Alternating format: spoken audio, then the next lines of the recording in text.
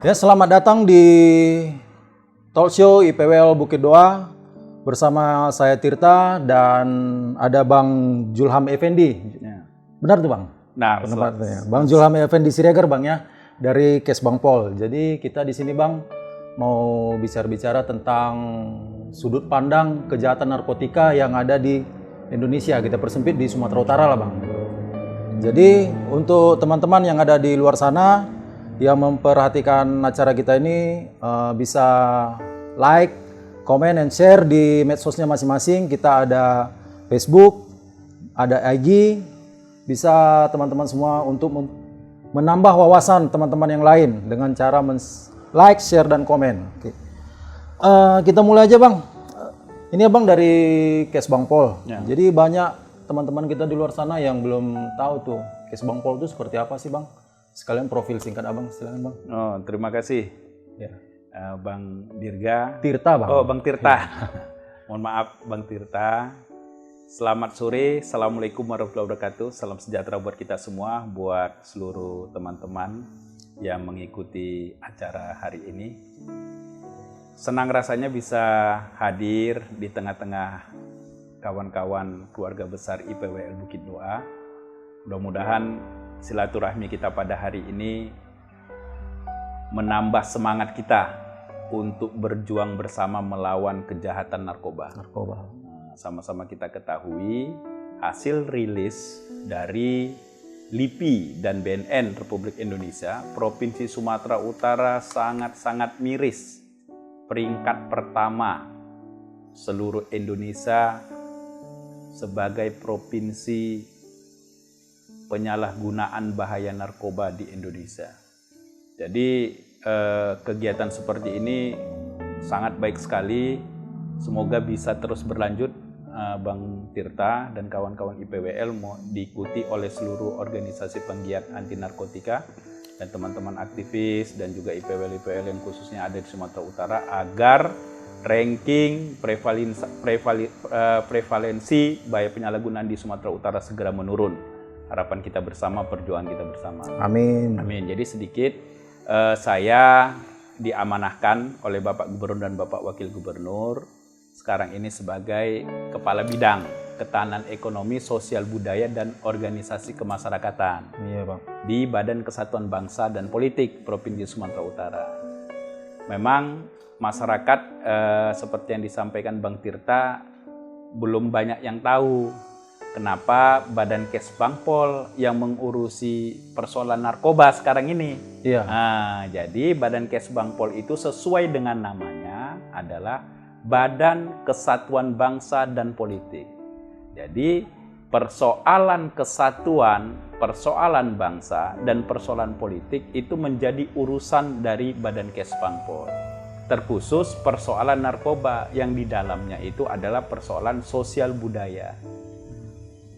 Ada kaitannya dengan bidang kita, bidang ketahanan ekonomi, sosial budaya, dan organisasi kemasyarakatan. Karena memang penyalahguna itu juga merubah struktur budayanya juga di lingkungan sekitar gitu Bang ya. Iya betul Bang Tirta. Jadi seperti perilaku sosial ya, perilaku menyimpang dan sebagainya itu berkaitan dengan kegiatan sosial budaya di bidang ketahanan ekonomi, sosial budaya, dan ormas. Itu tertarik juga aku tadi Bang itu yang Abang bilang bahwa menurut data BNN penelitian LIPI bahwa prevalensinya nomor 1 nih di Indonesia gitu peringkatnya. Memang saya punya data juga, rilisnya BNN, rilisnya LIPI itu ada 3,6 juta pengguna Bang di Sumut aja gitu. Untuk tahun 2020. Itu Kes Bang Pol apa yang telah dilakukan untuk itu Bang? Selaku OPD yang menjadi leading sektor untuk perang terhadap narkoba ini, war on drugs ini, Badan Kes Bang Pol sudah menerbitkan bekerja sama dengan OPD, mendorong OPD Pak Gubernur telah menerbitkan yang pertama adalah Perda sebagai turunan dari peraturan undang-undang tentang narkotika pada nomor 1 nomor 2019. Baru sebentar lagi, ini lagi dieksaminasi oleh Kemendagri, kita juga akan melahirkan nanti Pergub Pergub, Bang. Nah, jadi kita siapkan seluruh aturan-aturannya, payung hukumnya, perangkatnya, agar seluruh stakeholder OPD di bawah naungan Pemprov Su ini bisa bekerja semaksimal mungkin dan sekeras mungkin untuk menurunkan angka prevalensi. Contoh, misal salah satunya adalah kegiatan pencegahan. Pencegahan ini bukan hanya tugasnya dari pemerintah saja, bukan hanya tugasnya dari kepolisian, dari TNI atau dari BNN. Pencegahan ini adalah tugas kita semua masyarakat Indonesia, khususnya masyarakat Sumatera Utara. Karena benteng yang terkuat, benteng yang terkokoh dalam pencegahan itu adalah keluarga. Kalau keluarganya, insya Allah dia bahagia, saling terbuka satu sama lainnya, saling menguatkan satu sama lainnya, mudah-mudahan para bandar-bandar ini akan sangat sulit menawarkan atau memperdagangkan barangnya kepada generasi-generasi muda kita. Karena dia sudah dibentengi oleh keluarga yang kuat, keluarga yang anti narkoba, keluarga yang pasti di dalam keluarganya itu selalu mengedepankan keimanan dan ketakwaan pada Allah Subhanahu wa taala, Tuhan Yang Maha Esa. Kenapa keluarga menjadi benteng utama dalam proses pencegahan ini? Karena kita yakinilah keluarga yang sehat dan bahagia itu pasti terjauh dengan namanya perilaku-perilaku menyimpang, perilaku-perilaku sosial. Itu dia, Bang. Jadi itu juga itu, Bang. Kan tadi Abang udah sebutkan tadi bandar-bandar ini mau kemana kalau sistem pencegahannya sudah terjadi secara komprehensif lah gitu. Mereka sudah menyadari, anak-anak muda kita ini udah menyadari bahwa itu nggak ada guna. Bandar nggak ada lagi pangsa pasarnya nih. Sebenarnya, Bang, dari sisi ekonomi lah, Bang, dampak kerugiannya sebesar apa sih, Bang, itu kalau peredaran narkotika yang ada di Sumatera Utara? Yang jelas kalau dia tidak ada yang memakai narkoba, rugi bagi para bandar. Rugi bagi para bandar, Bang. Rugi bagi industri-industri obat-obatan terlarang. Nah, untung bagi perekonomian masyarakat. Tidak ada lagi belanja narkoba, mungkin akan sangat berdampak positif menurunnya angka kriminalitas, ya kan? Baru yang kedua, karena sehat, semakin berkuranglah masyarakat yang membeli obat-obatan untuk kesehatan, ketergantungan narkoba dan sebagainya. Itu dia untuk dampak ekonomi. Tetapi dampak ekonomi jika semakin banyak anak-anak muda atau masyarakat yang menggunakan atau menyalahgunakan narkoba ini, besar sekali dampak ekonominya bagi masyarakat. Yang pertama apa? Semakin banyak nanti pengangguran. Karena hidup dia udah terframing di otaknya gimana bangun tidur pakai narkoba. Pakai narkoba, Bang. Dari bangun tidur sampai mau tidur lagi. Kalau bisa 24 jam pakai. Mimpinya terus. Pun itu, Bang. Mimpinya dia udah nggak produktif lagi. Akhirnya apa? Kalau banyak masyarakat yang tidak produktif, ekonomi kita bisa mengalami penurunan. Bisa mengalami penurunan, tidak ada lagi orang yang bekerja, tidak ada lagi proses transaksi-transaksi positif. Efek ikutannya kriminalitas meningkat juga gitu, kriminalitas Bang, pasti semakin meningkat. Nggak ada uang, mau beli sabu-sabu, minimal dia apa yang bisa dicuri di rumahnya dulu. Udah habis di rumahnya, uang mamanya habis, uang bapaknya habis. Baru dia keluar, curi kaca spion, curi kereta, membohongi temannya kan gitu kan. Nyangkut di bidang hukumnya, ditangkap polisi. Iya, penuh penjara. Akhirnya sekarang dari data Kemenkumham, dari 100% penghuni penjara itu, 80% itu, 70-80% itu pecandu. Atau yang terlibat dalam persoalan narkoba. Itulah dia. Apakah dia pemakai ataukah dia bandar. Jadi di dalam yang 100% itu, 70%-nya itu dia baik pecandu ataupun pengedar yang di dalam penjara itu. Bayangkan sudah sangat masifnya lah perdagangan narkoba ini. Karena di mana ada permintaan pasti ada penjualan kan? Supply and demand dia. Di mana ada permintaan, di situ dia pasti ada nanti penjualan. Jadi ini, Bang, kan kita udah sangkut pautkan itu semua. Kayak Abang bilang juga tadi, penghuni lapas-lapas itu 80% akibat 80% itu isinya pecandu narkoba lah, di tindak kejahatan yang lainnya gitu. Terkait juga kasus yang kemarin itu yang kita baca sekarang lagi lagi hotnya di Iya. TV kan, di Iya. TV nasional ada lapas yang kebakaran. Kebakaran. Itu kebanyakan memang Yang penghuninya meninggal, itu iya. yang meninggal itu baik yang meninggal yang luka itu pecandu atau Iya. penyalahguna. Iya. Nah, ini Bang yang mau saya tanyakan mengenai itu. Ini kan banyak pecandu masuknya ke lapas Iya. gitu. Sedang di sekitar kita kan banyak panti-panti rehabilitasi yang menawarkan program-program untuk pemulihan gitu. Apalagi di masa pandemi ini, kegiatan itu bukan makin menurun, Bang. Makin meningkat. Jadi apa kegiatan atau langkah konkret yang sudah dilakukan pemerintah? Inilah dia yang harus sama-sama kita satu visi. Ini Kesbangpol sebagai leading sektor ini mengajak kawan-kawan IPWL semua baik yang sosial ataupun yang kesehatan. Ini mari sama-sama kita tingkatkan pelayanan kita. Agar masyarakat atau orang tua atau siapapun dia yang ingin menitipkan keluarganya, anaknya, tetangganya ke IPWL itu mereka merasa tenang dan aman. Tenang dan aman, Bang. Tenang dan aman dan percaya. Anaknya pasti akan sembuh masuk ke IPWL. Jadi tidak lagi terframing kalau masuk IPWL itu anaknya jadi tambah parah. Yang harusnya anaknya hanya 1 hari make 3 kali 4 kali isap, masuk IPWL harus jadi pakai 1 gram kan gitu kan? Lebih parah lagi itu, jadi Bang, tambah parah. Akhirnya apa? IPWL kehilangan kepercayaan. Benar, Bang. Kehilangan kepercayaan bagi masyarakat.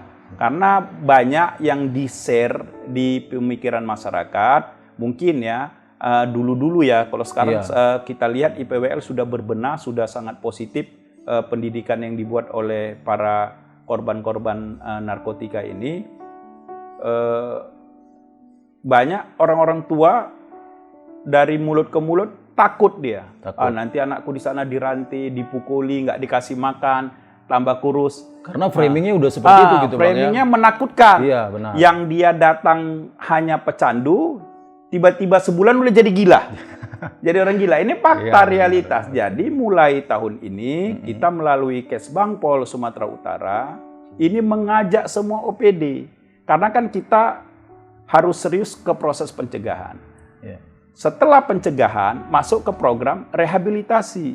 Rehabilitasi kalau sudah masyarakat percaya dengan IPWL, baik yang punya pemerintah ataupun yang punya swasta, pemerintah, jadi IPWL juga harus siap-siap. Siap-siap berbenah diri. Nah, ini kita udah siap pelayanannya, udah pelayanan prima. Pelayanannya kalau misalnya rumah sakit itu udah kelas profesional atau kelas akreditasi A lah gitu, Bang, ya. Akreditasi A. Jadi kalau masuk itu dijamin dia selain mentalnya nanti menjadi bagus, kesehatan fisiknya itu juga terjamin. Pasti sehat, baik, rohani dan sebagainya. Dan yang ketiga adalah pasca rehabnya. Setelah dia keluar dari rehabilitasi atau dari tempat-tempat IPWL ini, anak ini bisa berdaya guna apa enggak? Apa hanya sekedar sehat saja? Apa hanya sekedar mereka tidak memakai narkoba aja? Jadi kan yang kita butuhkan adalah gimana di IPWL ini menyiapkan skill keterampilan atau life skill, keterampilan kecakapan hidup mereka ini bisa survive di tengah-tengah masyarakat. Berarti ada tindak lanjutnya gitu, Ada Bang, tindak lanjut. Jadi ada program apa? Misalnya dia ada bakat, talenta sebagai wirausaha. Jadi IPWL ini harus bisa menggali potensi para korban narkotika yang dititipkan keluarganya di IPWL ini agar bisa produktif. Atau menjadi apa mereka? Menjadi seniman, menjadi konten kreator misalnya kan? Atau menjadi kelompok-kelompok komunitas digital. Sekarang kan lagi apa nih kan? Lagi booming-boomingnya di masa-masa digitalisasi ini. Dan yang terakhir, setelah mereka mendapatkan kecakapan, keterampilan itu, gimana mengembangkannya, pengembangannya. Misalnya di dalam IPWL mereka diajarkan kalau yang laki-laki mungkin pintar buat konten kreator, buat video YouTube atau segala macam. Gimana mereka bisa menjual produk ini? Nah, ini kan harus juga disinergikan. Nah, itu Paskanya. pasarnya gitu. seperti Pasarnya apa? di mana supaya produk mereka ini dilirik oleh pasar. Jadi kan kita itu banyak OPD itu kita ada Infocom untuk bisa menyebarluaskan hasil-hasil kreativitas anak negeri. Baru untuk sisi perdagangannya ada Disperindak. Untuk urusan UKM dan koperasi, misalnya mereka dia wirausaha, misalnya buat gini, cangkir misalnya gini, atau dari bahan daur ulang, limbah, sampah. Jadi seperti home industry gitu. Sebagai home industry, itu bisa nanti dipasarkan oleh UKM dan koperasi. Jadi sebenarnya mulai dari pencegahan, rehabilitasi, pasca rehabilitasi, dukungan pemerintah itu sampai dukungan pemerintah, sampai pengembangan. Agar dia jangan kembali lagi ke komunitasnya. Karena obat yang paling mujarab bagi para pecandu ini, yang pertama adalah keinginan kuat dia untuk sehat dan berubah. Niat itu, Bang. Niatnya, diawali dengan niat. Semuanya itu harus niatnya. Kalau dia tidak punya niat mau berubah, punya niat untuk menjadi sesuatu yang lebih baik dan berguna, sia-sia saja. Mau secanggih apapun IPWL-nya kita titipkan, canggih dikasih metode kurikulum yang bagus, standar internasional. Kalau nggak ada niat sama aja. Kalau nggak ada niat, karena terbukti kalau untuk Indonesia mungkin ya masih Lido lah ya, kita bukan kita bisa bilang Lido itu kurikulumnya sudah bagus ya, standar internasional. Tetapi ada yang 3 kali udah masuk ke situ, orang yang sama. Artinya apa? Bukan Lidonya yang salah, tetapi memang niatnya untuk berubah nggak ada. Niatnya masuk dia, udah 1 tahun pengurus Lido bingung, iya kok kamu lagi yang datang? Nah, jadi komitmennya nggak ada itu, Bang. Nggak ada. Padahal mereka ada komunitas-komunitas itu kan, komunitas-komunitas mantan-mantan adiksi atau apa pecandu-pecandu yang lain itu, gimana supaya mereka bisa survive. Tetapi memang dasar niatnya nggak ada. Sampai ke rumah dia nggak punya skill, jumpa lagi kawan yang make yang lama. Kembali lagi 1-2 kali gitu. Dia kuat godaan. Udahlah bro, aku udah sehat bro, nggak lagi lah bro, aku ngawanin aja, ya kan? Lama-lama karena dalam satu ruangan yang sama, asap berterbangan terus di dalam ruangan, tambah rasa nggak enak, terhirupnya tak enak, ya kan?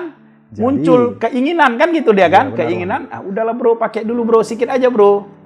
Akhirnya dia kembali lagi. Dan kabarnya tambah parah. Ya, memang kalau ikutan itu yang setelah program pertama dia kembali jatuh lagi itu memang biasanya tambah parah. Biasanya seperti itu. Jadi buat teman-teman yang ada di luar sana jangan takut untuk rehab gitu. Kalau Anda ada indikasi bahwa udah mulai kecanduan atau ada mulai gangguan, bagi keluarga juga jangan takut untuk mendatangi layanan rehabilitasi. Layanan rehabilitasi sekarang udah berbeda dari yang dulu ya, Bang. Iya, benar. Dukungan pemerintah ada. Ini ada Bang Julham nih yang tadi menjelaskan secara terperinci bahwa dukungan pemerintah itu ada, mulai dari rehabilitasinya bahkan pasca rehabnya. Nah, dari pengalaman Abang nih, efektif nggak pasca rehab yang disokong pemerintah sekarang? Sejauh ini efektif. Bang, tinggal harus kita jujur ya, harus bisa lebih besar lagi ya, lebih besar lagi intervensinya, lebih besar lagi manfaat yang diberikan kepada lebih banyak lagi. Nah, lebih banyak lagi. Itu makanya mohon dukungan untuk seluruh masyarakat agar kita bisa lebih memaksimalkan anggaran yang ada untuk memberikan manfaat yang besar bagi para korban-korban ini. Karena tidak semuanya korban-korban ini kan orang yang punya uang. Ya, karena sama-sama kita ketahui narkoba ini nggak kenal orang kaya, nggak kenal orang miskin. Besar kecil nggak kenal. Pejabat, mau yang PNS, mau yang swasta, mau yang pilot, ya kan gitu kan. Mau tentara, mau polisi, mau bisa kena. Sama kayak pandemi COVID. COVID ini nggak peduli dia. Mau dia apa istilahnya pejabat, mau nggak pejabat, kalau mau kena aja, Bang. Nah, itulah dia juga narkoba ini. Kalau kita dekati, kita kena. Lebih baik jauhi, lawan. Nah, dan yang terutama tadi apa yang sampaikan sama Tirta buat masyarakat seluruh Indonesia, jangan pernah takut. Bawa keluarga kita untuk konsul ke IPWL atau kemana orang yang merasa dianggap lebih dipercaya kalau karena ini jangan kita anggap bukan korban narkoba ini jangan kita anggap sesuatu aib lagi zaman sekarang ini. Nah, itu sekarang itu Bang yang penting Bang. Di dalam teknik pencegahan ada nggak itu untuk mengedukasi masyarakat bahwa penyalahguna ini aib gitu. Karena banyak ini yang malu dia Bang. Malu dia untuk mendatangi pusat-pusat layanan rehabilitasi. Kalau kita ambil data apanya Bang? Perempuan itu lebih sedikit dilayani di panti rehabilitasi. Karena apa? Setelah kita survei kecil gitu, ada angka yang menunjukkan bahwa keluarga itu malu menonjolkan kalau anak perempuannya ini udah penyalahguna gitu, Bang. Gimana tuh Bang di sistem pencegahannya? Nah, di sistem pencegahan ini makanya itu kita kemarin rakor ya sama BNN, sama lintas OPD seluruh Indonesia dan BNN. Program yang tepat itu adalah intervensi ketahanan keluarga. Jadi gimana ayah, ibunya, atau anaknya, dan siapa yang anggota keluarga di situ, jika sudah ada kena, kan gitu. Mereka harus saling menguatkan dan saling terbuka, support. Bahwasanya ini bukan aib lagi dan harus diselamatkan. Harus diselamatkan. Karena kalau aib, dia akan menutup diri, tidak ada solusi konkret nanti untuk menyelamatkan anaknya, atau bapaknya, atau ibunya. Yang ada tambah parah. Tambah parah. Jadi dia harus berani membuka diri. Iya. Menyampaikan kepada siapa orang yang dirasanya sangat tepat. Misalnya yang paling tepat itu apa? IPWL misalkan, PWL, atau siapa yang paling lagi Dinas Kesehatan misalnya, atau siapa lagi ke pemerintah atau ke BNN. Tanya, gimana ini Pak, anak saya atau adik saya atau abang saya ini sekarang sepertinya udah memakai narkoba. Harus disampaikan. Dan yang kedua lagi, yang paling penting lagi, jangan takut melaporkan kalau ada bandar di sekitarnya. Itu dia. Sekarang itu yang terjadi Bang. Itu yang buat paling teman-teman penting. juga di luar gitu Bang. Ini kita udah tahu ada bandar nih. Iya. Cuman kita takut melaporkan, bukan segan sih, takut ada efek ancamannya gitu. Itu gimana seperti apa tuh Bang? Jadi gini, itu kan sekarang banyak program aplikasi ya. Memang kita tidak menafikan ya. Beberapa masyarakat memang pasti takut, was-was, ada ancaman apa segala macam.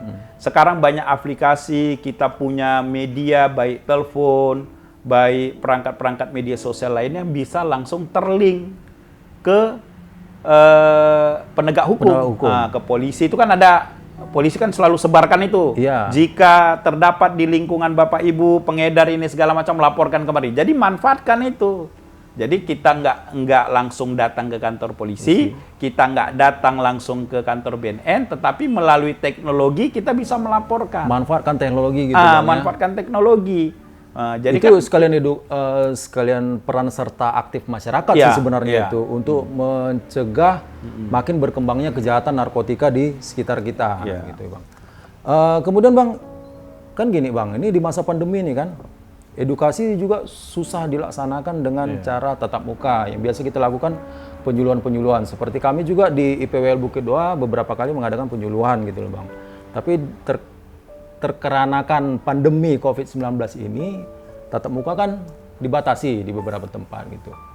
Jadi edukasi yang diberikan oleh pemerintah nih Bang, seperti apa gitu Bang? Jadi kita kembali lagi seperti tadi, kita gunakan teknologi karena kan ini sekarang zamannya pandemi. Kita harus membatasi ke tempat-tempat keramaian, kerumunan. Kita juga membatasi mobilitas, jaga jarak, tetap menggunakan masker jika keluar rumah, bawa hand sanitizer, sering mencuci tangan dengan menggunakan sabun atau alat pembersih lainnya. Jadi untuk sosialisasi ini biar efektif, manfaatkanlah media teknologi. YouTube, Facebook, Instagram, jangan Twitter. main medsos yang enggak gitu Bang ya. Jangan buat yang negatif, buat yang positif. Gunakan, sebarkan yang semangat yang bisa menggugah orang untuk anak-anak muda. Kan Facebook itu tanya sama kita, apa yang Anda pikirkan? Oh, hari ini aku berpikir gimana anak-anak Indonesia nggak menggunakan narkoba hari ini ya. Satu hari aja, kalau misalkan ada misalnya Hari Batik Nasional, kita kan ada Hari Anti Narkotika. Hari Anti Narkotika itu kita gunakan itu maunya tanpa memakai narkoba lagi. Ada kan Hari Tanpa Tembakau. Ada. Nah, ini Hari Tanpa Narkoba. Bayangkan kalau satu hari aja sekarang ini peredaran narkoba stop semua, mungkin udah berkurang berapa banyak ya? Berkurang berapa banyak penjualan narkoba yang ada di Indonesia dan di dunia. Karena memang Bang benar Bang, itu dari rilisnya Kementerian Keuangan di Indonesia aja potensi kerugian ekonomi akibat peredaran narkotika itu ada sekitar 74,4 triliun. Itu untuk Indonesia gitu. Sumatera Utara belum rilis apanya. 74 triliun. 74,4 itu rilisnya dari Kemenkyu. Itu potensi sumber kerugiannya gitu.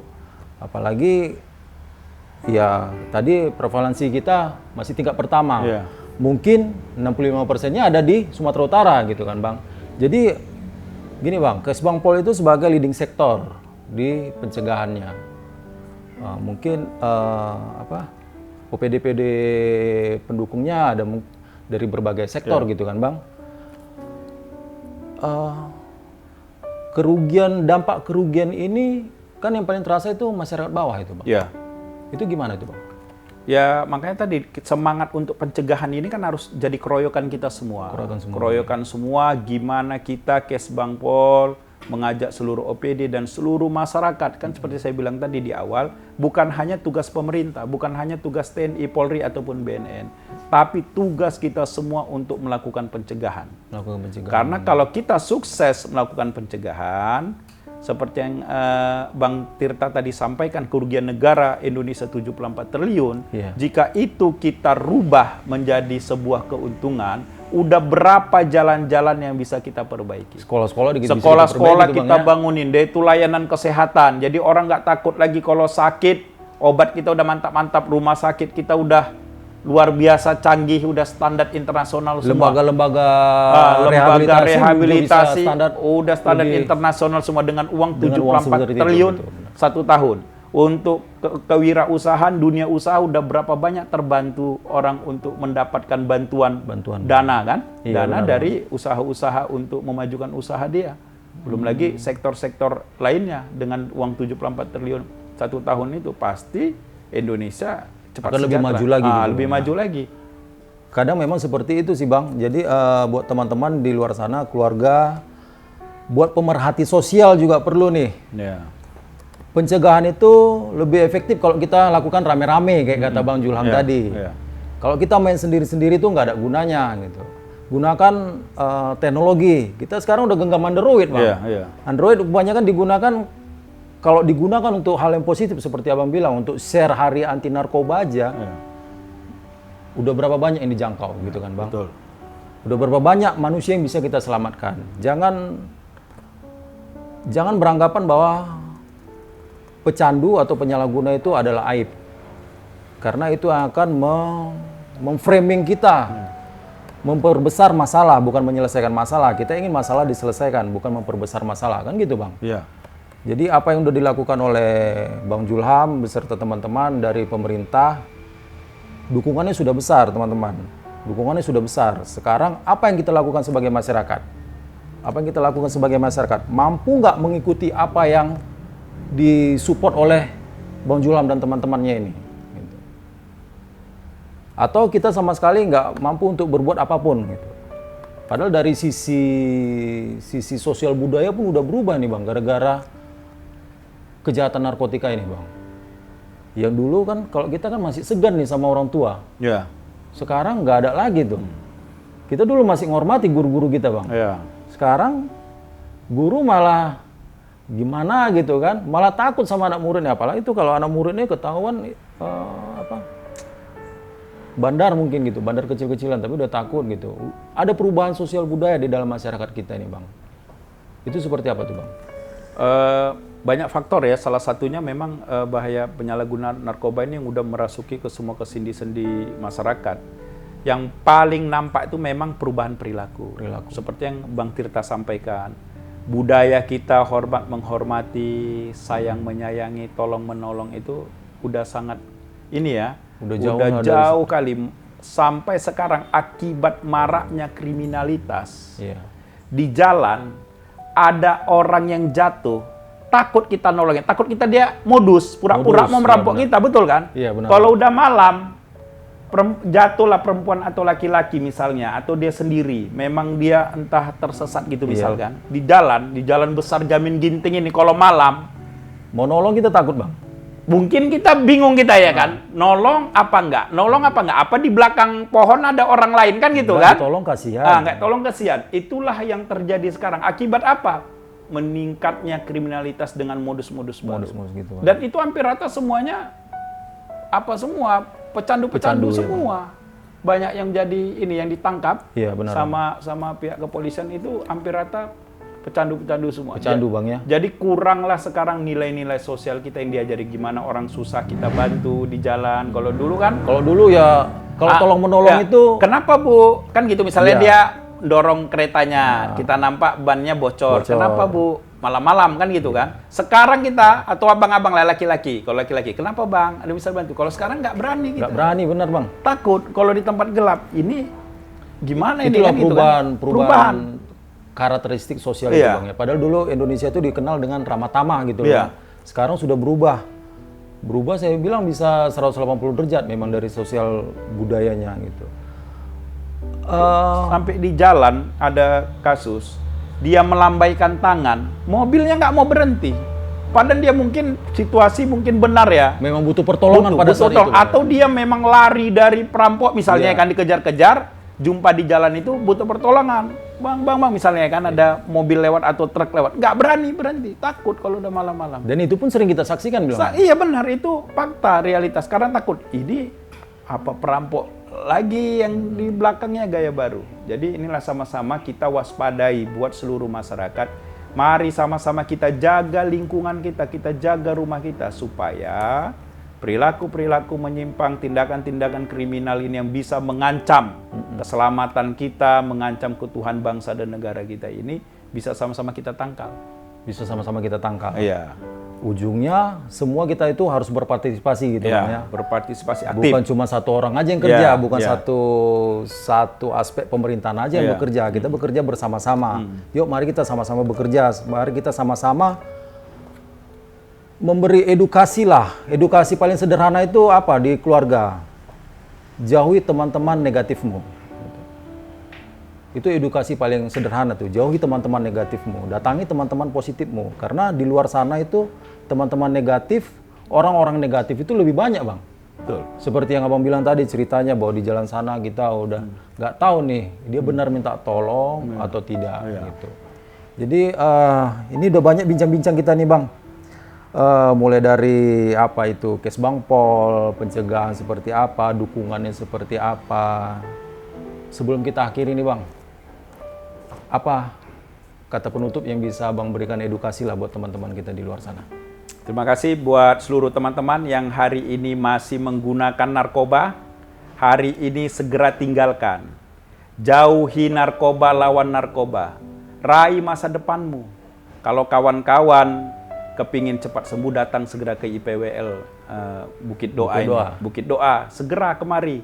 Dijamin insya Allah kawan-kawan akan sembuh dan akan produktif. Dan buat orang-orang tua semua, masyarakat, abang-abang, bapak-bapak, ibu-ibu, jika ada keluarganya yang terkena, yang menjadi pecandu narkoba, jangan sungkan atau jangan malu, ceritakan kepada orang yang memahami penanganannya. Yang paling terdekat adalah pemerintah, baik itu dinas-dinas terkait, Kesbangpol sendiri, kami sebagai leading sektor, dinas kesehatan, dinas sosial, dan juga IPWL yang ada tersebar di lingkungan ibu masing-masing. Atau minimal paling tidak ke kepala lingkungan ibu yang terdekat, kepala lingkungan. Jika tidak ada keluarga yang terdekat, di rumah sama kepala lingkungan, utarakan gimana caranya supaya anak-anak kami, atau adik kami, atau bapak, atau bahkan ibu kami yang sekarang menjadi pecandu ini, cepatlah sembuh, bisa kembali produktif. Amin. Jadi buat teman-teman di luar sana, ini bukan aib,